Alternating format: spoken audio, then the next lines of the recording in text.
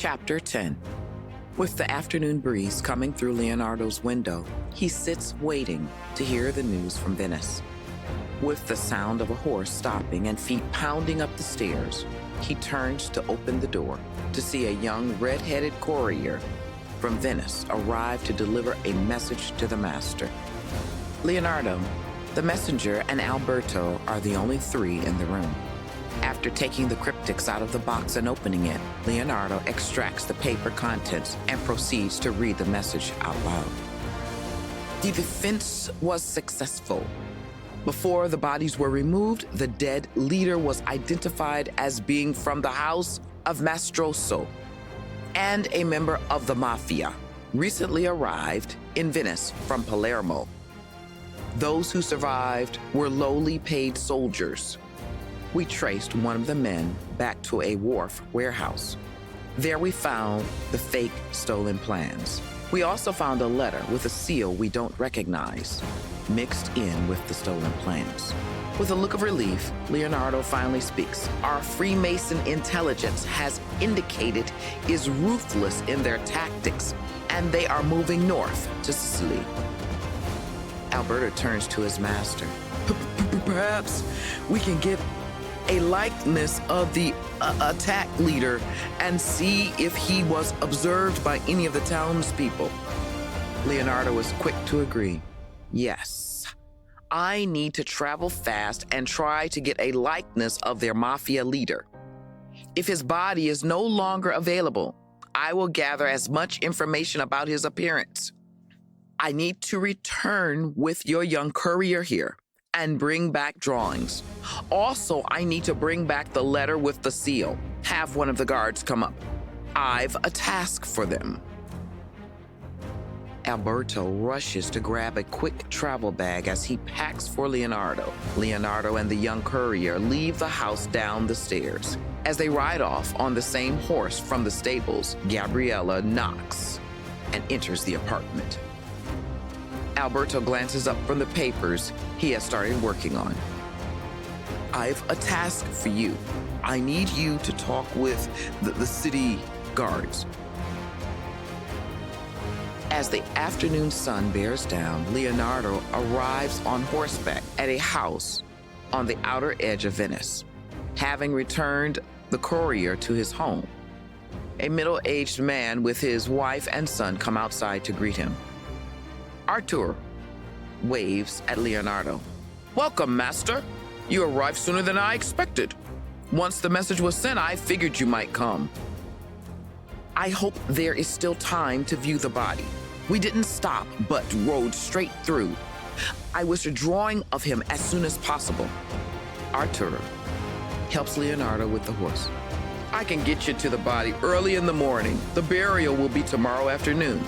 But for now, come and have food and drink and rest. Leonardo leads his horse towards the back of the house with Artur to bed it down. Early the next morning, before the sun rises, Artur and Leonardo take torches and go through a back door to an underground room where a number of bodies are laid out. The two men wear cloths wrapped around their noses and mouths. Artur leads Leonardo to a specific body and pulls back the covering.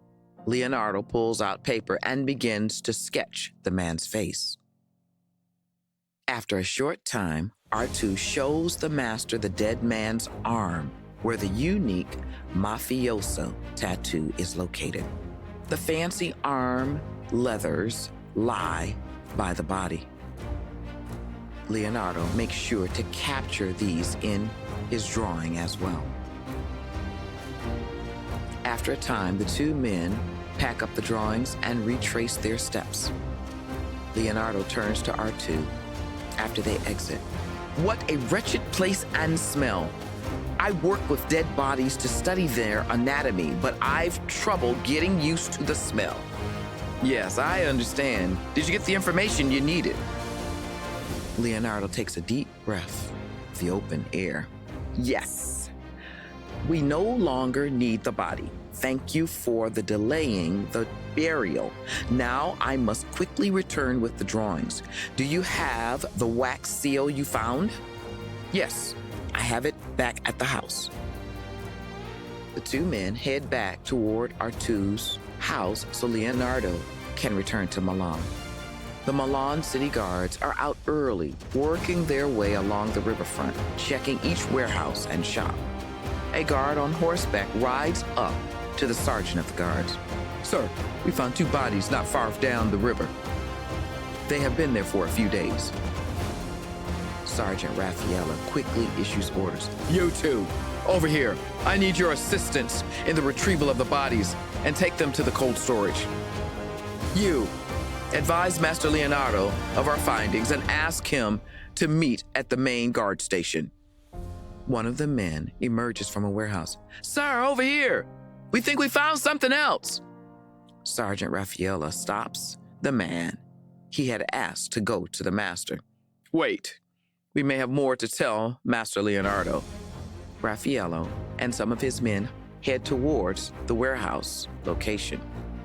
Entering the warehouse, Raffaella spots guards and another man standing around a box in the corner of the building. On the ground, in the corner, is a cape.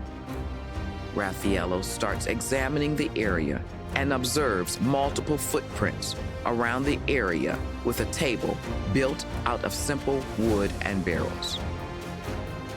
"Sir, this building belongs to this gentleman. He indicates that it was paid cash for 2 weeks' rent." Raffaello turns to the man. "So you own this building?" "Yes, for 10 years. "The man who rented it, did he say where he came from? Why he wanted it? Did he provide any references?" The man smirks.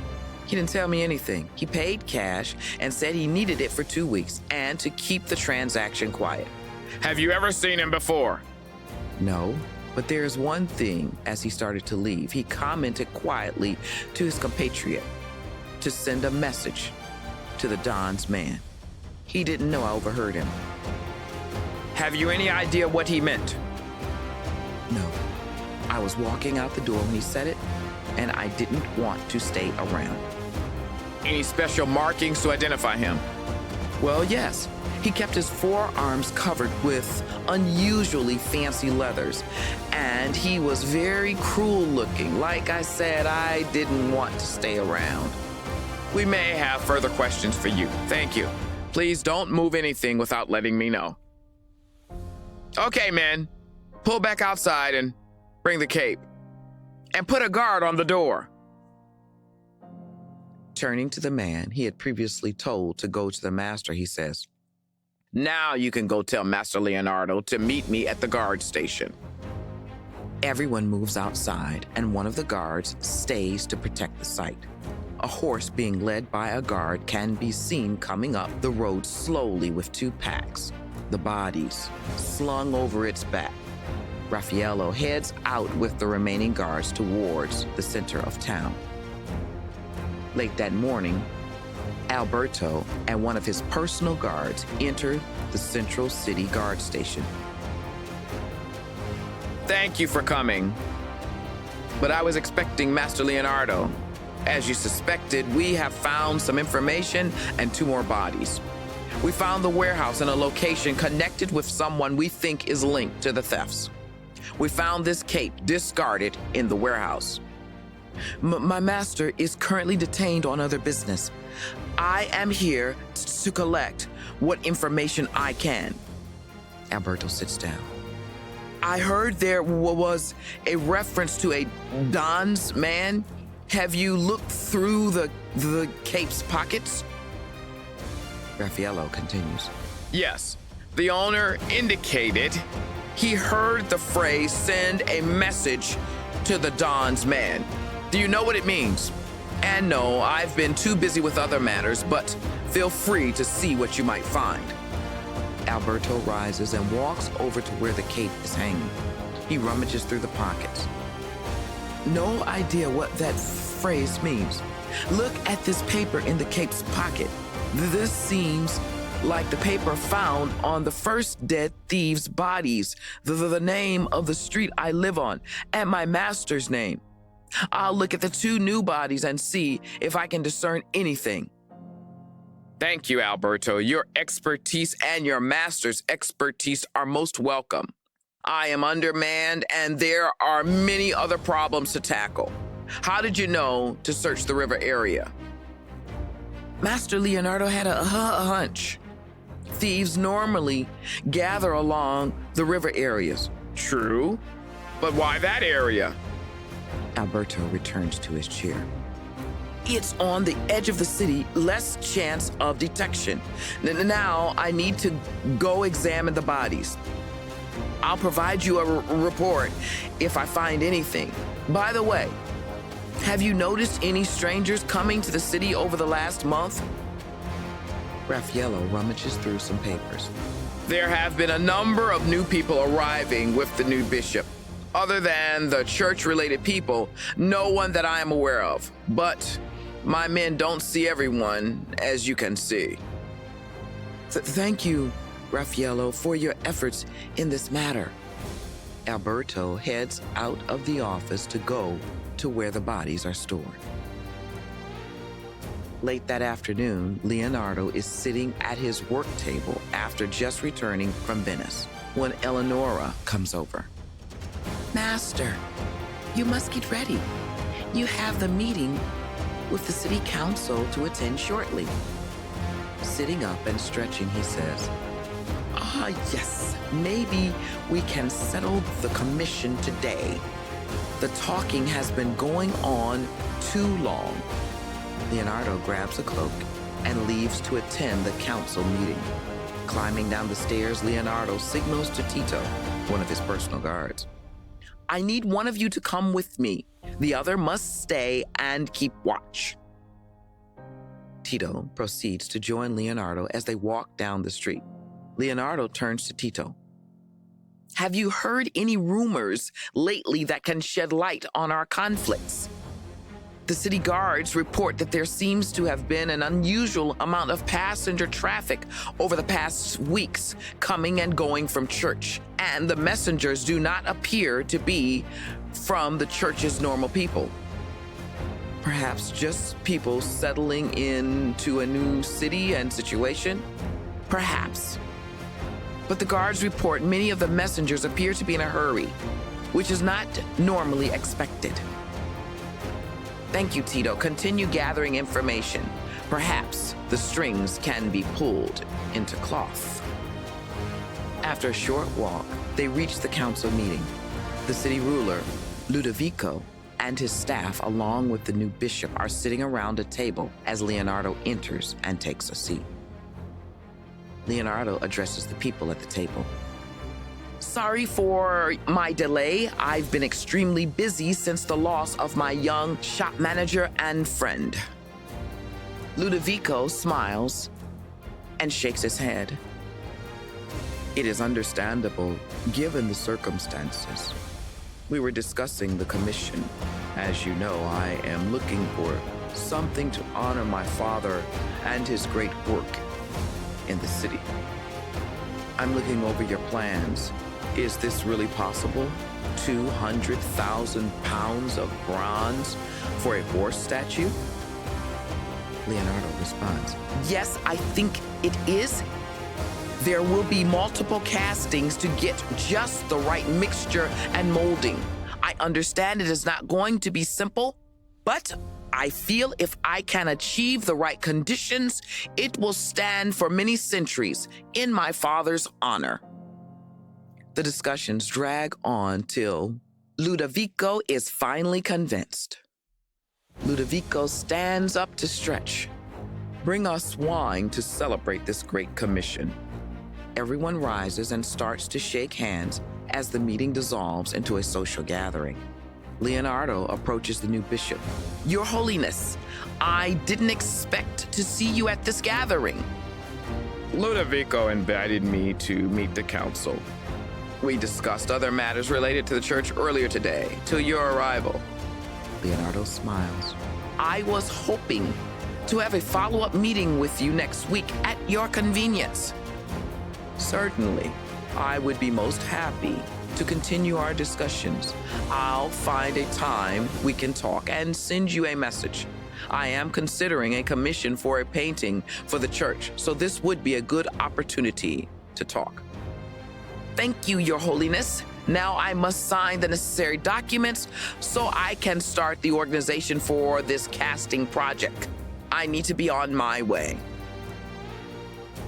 The next morning, Alberto returns from an errand. As Leonardo sits at his work table, Alberto, bring me the materials I brought back. Alberto retrieves the satchel that Leonardo returned with. Leonardo brushes off the dust and begins to open the satchel. Go rest and get some food and drink while I look this over.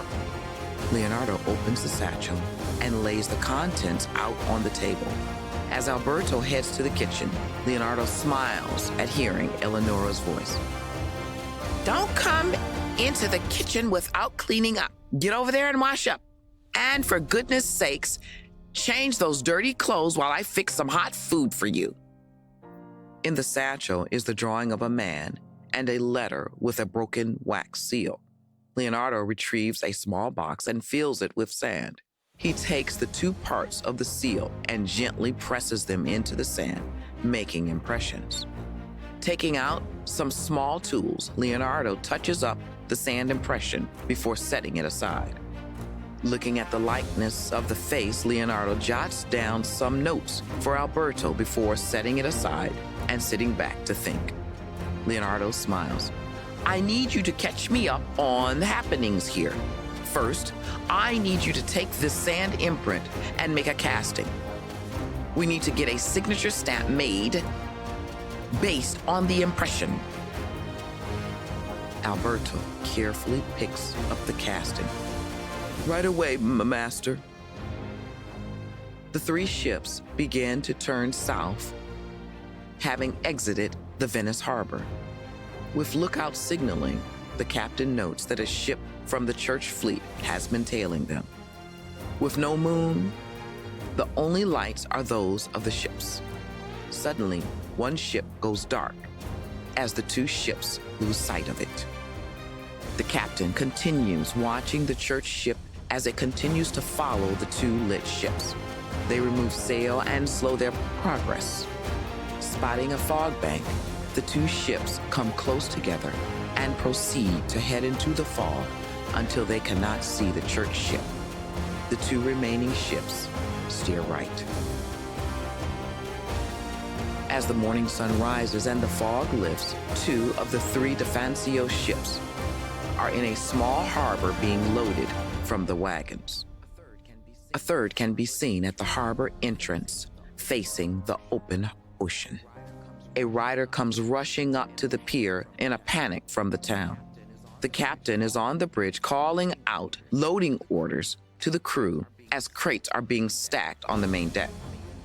Matteo is on one ship directing where crates are to be stored. Defancio is assisting the other ship with crate storage. Captain, church guards are coming. You must hurry. They are just over the rise.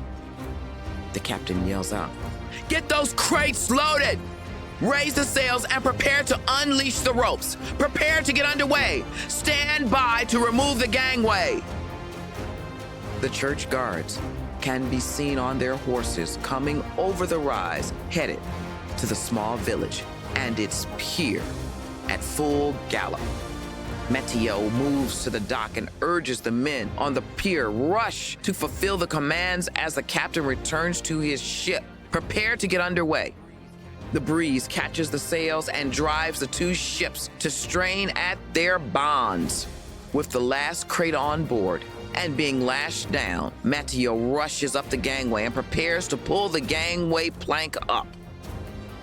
A young cabin boy is running down the pier as Matteo is urging the young boy to hurry with his windmill arm movements.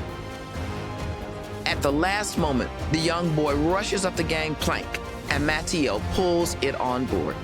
In the young boy's arms are flowers, which he proceeds to hand the colorful bouquets to Belinda and Constantina.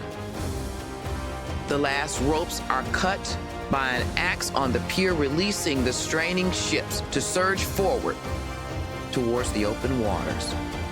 The ships surge through the rolling waves towards the harbor, opening as the sailors struggle to get maximum sail catching the winds.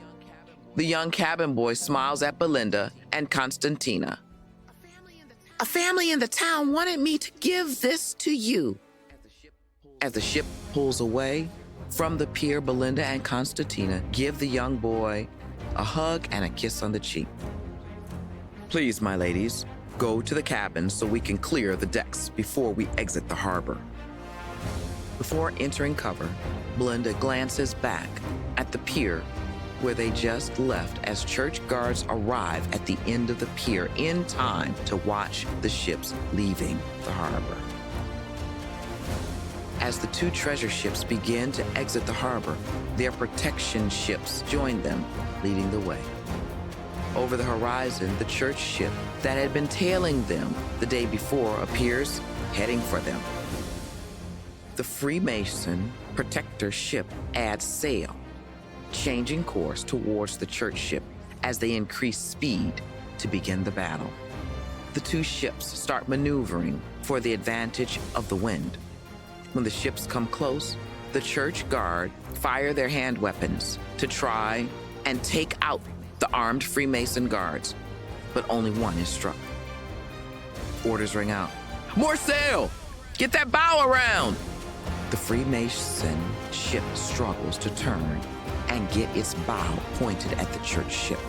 The captain observes closely, then roars out the command, Fire! The cannonball from the newly installed cannon, per Leonardo's instructions, strike the church ship, but with only minimal damage to the ship, but raking the deck, killing many of the church guards. The church ship veers off in surprise, but then changes course again, heading towards the treasure ships. The sea start to rise with an increase in the wind. The clouds quickly come in to settle around the ships. The waves pound against their hulls as the churning seas turn into white caps. With the battle continuing, the clouds drop down to water level as the ships maneuver to get advantage. The church ship maneuvers to break past the Freemason battleship as the voice of the Freemason captain bellows out, Bring that bow back around! Fire! And cannon shots continue to ring out.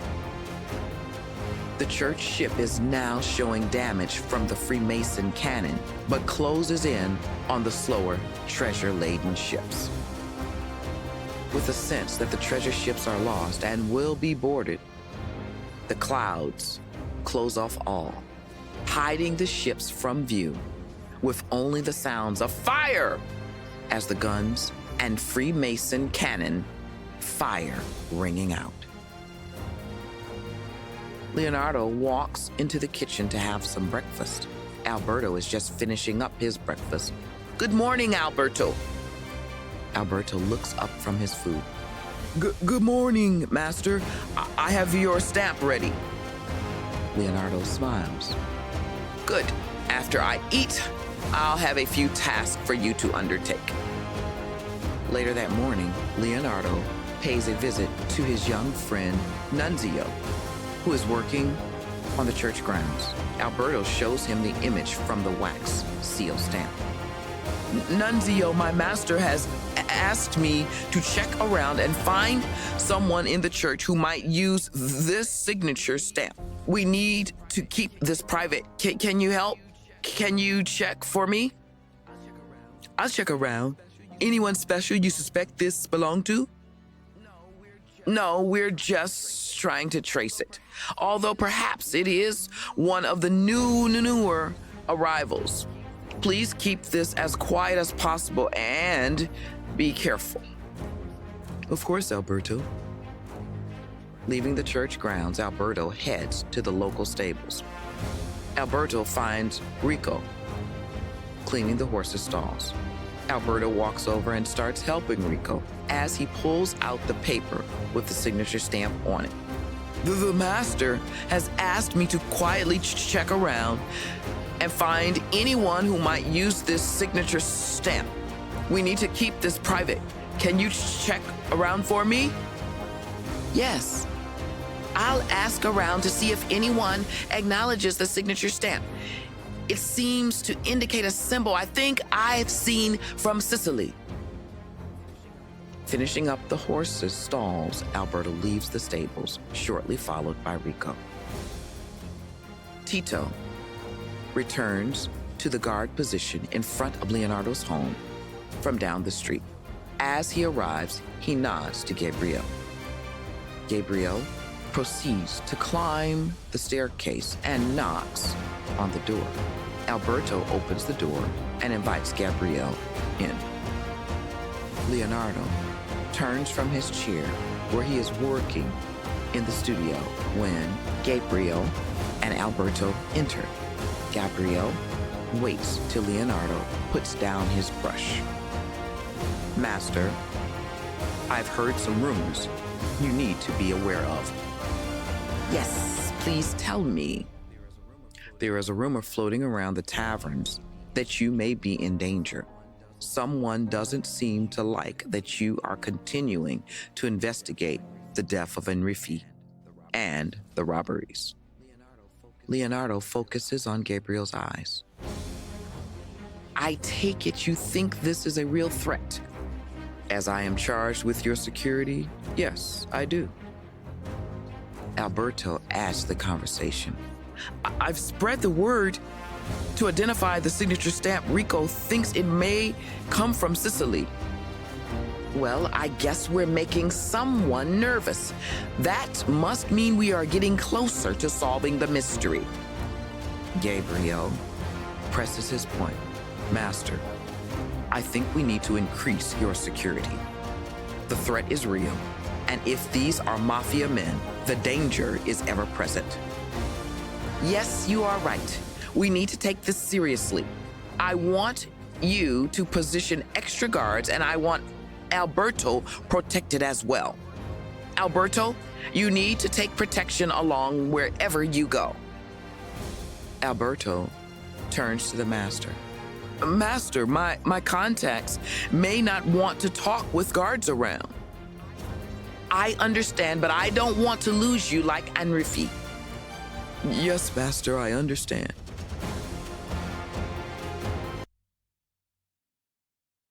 Please like and subscribe the Watcher in the Fall channel.